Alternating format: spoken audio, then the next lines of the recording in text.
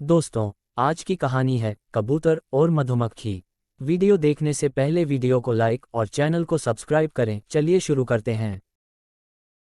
एक समय की बात है। एक जंगल में नदी किनारे एक पेड़ पर कबूतर रहता था। उसी जंगल में एक दिन कहीं से एक मधुमक्खी भी गुजर रही थी कि अचानक से वह एक नदी में जा गिरी। उसके पंख गीले हो गए। उसने बाहर निकलने के लिए बहुत कोशिश की, लेकिन वह नहीं निकल सकी। जब उसे लगा कि वह अब मर जाएगी, तो उसने मदद के लिए चिल्लाना शुरू कर दिया।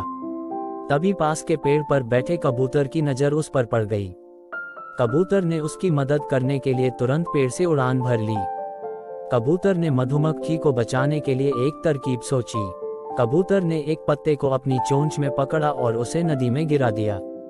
वह पत्ता मिलते ही मधुमक्खी उस पर बैठ गई। थोड़ी ही देर में उसके पंख सूख चुके थे। अब वह उड़ने के लिए तैयार थी। उसने कबूतर को जान बचाने के लिए धन्यवाद बोला।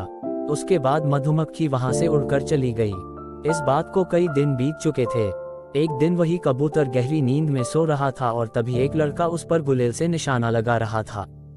कबूतर गहरी नींद में था, इसलिए वह इस बात से अनजान था, लेकिन उसी समय वहां से एक मधुमक्खी गुजर रही थी, जिसकी नज़र उस लड़के पर पड़ गई। ये वही मधुमक्खी थी जिसकी कबूतर ने जान बचाई थी। मधुमक्खी तुरंत लड़के की ओर उड़ गई और उसने जाकर सीधे लड़के के हाथ पर डंक मार दिया। मधुमक्खी के काटते ही लड़का तेजी से चिल्ला पड़ा।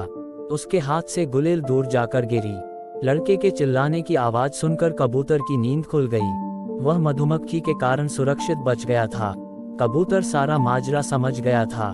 उसने मधुमक्खी को जान बचाने के लिए धन्यवाद बोला और दोनों जंगल की ओर उड़ गए। तो देखा दोस्तों आपने, हमें किसी की मदद करने से पीछे नहीं हटना चाहिए। इससे हमें भी आगे अच्छे परिणाम मिलते हैं।